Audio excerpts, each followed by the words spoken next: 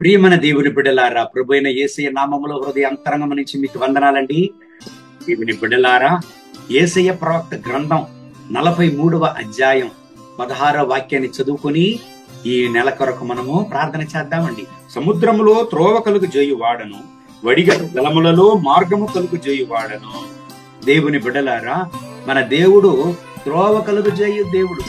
ఏ విషయాన్ని గురించి ఇక్కడ మాట్లాడుతున్నాడండి? నిర్గమకాండం 14వ అధ్యాయాన్ని మీరు చదివినట్లయితే, ఇశ్రాయేలు ప్రజలను దేవుడు కాపాడి వాళ్లకు ఎర్ర సముద్రంలో మార్గాన్ని కలుగు చేసి వాళ్లకు విరుద్ధంగా వచ్చే సకల శత్రువులను నాశనం చేసేశాడు. దాని గురించే మాట్లాడుతున్నాడు. దేవుని బిడ్డలారా, మీరు ఎటువంటి పరిస్థితులు ఉంటున్నారు? సహాయం లేని పరిస్థితులు మీరు ఉంటున్నారా?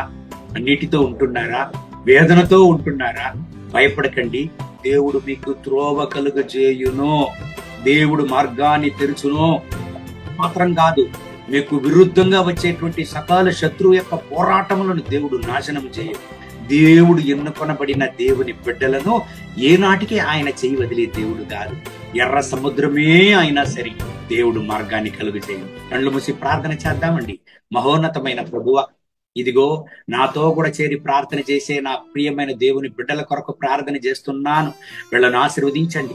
మీ బిడ్డలకు మార్గాలను తెరవండి. మీ బిడ్డల జీవితంలో మార్గాన్ని తెరిచి వీళ్లను ఆశీర్వదించండి. వీళ్ళకి విరోధంగా క్రియ చేయడానికి చూసే సకల శత్రు యొక్క పోరాటములను నాశనమే చేయండి. మహిమ ఘనత స్తుతి మీకే. యేసయ్య నామములో వేడుకుంటున్నాము తండ్రి. ఆమేన్.